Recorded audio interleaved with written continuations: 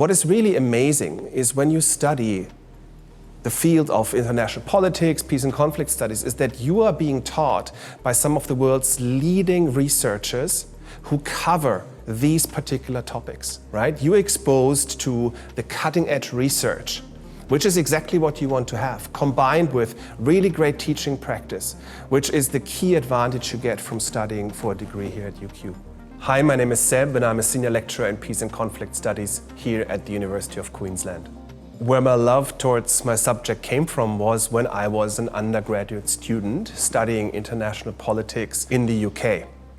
And what happened in the course of that degree, my undergraduate degree, was that I came across this phenomenal lecturer who would deliver unbelievable lectures. You could just sort of immerse, and we were introduced into a world that I could have never imagined possible. When you look at the world right now, you will, I think, have to live in a cave not to realize that we are going through one of the biggest emergencies in human history. Right? We've got COVID-19, we've got growing racism, political extremism, we've got climate change, we've got historically unprecedented numbers of refugees, displaced peoples, we have wars, we have poverty, and the world seems to be going from one crisis to yet another one in a very short period of time. So it's not just about you being exposed to and having direct access to the world's cutting-edge research by working with these top professors here. It's also about acquiring particular types of skills through your degree that will ultimately allow you to parachute yourself into all sorts of positions for a job in the future, right?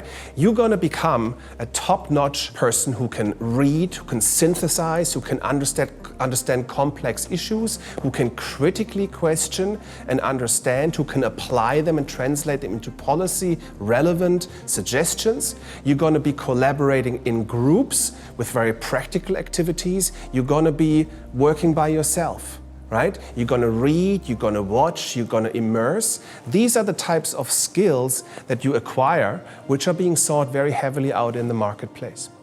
My proudest teaching moment, I get an email from a student I might have taught, say, 8-9 years ago, who's now in the field, say, working for the United Nations at the headquarters in New York. And in that email, that student, it's out of the blue, tells me how the world that she is now facing is very similar to what we simulated in my classroom.